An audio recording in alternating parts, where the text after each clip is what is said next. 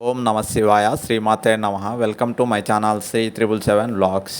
ఈరోజు నాగిల చవితి సందర్భంగా రుద్రాక్ష మఠం వద్ద ఉన్న 10 అడుగుల పుట్టకు మరియు జంట నాగులకు పెద్ద ఎత్తున స్థానిక మహిళలు ప్రత్యేక పూజలు నిర్వహించారు.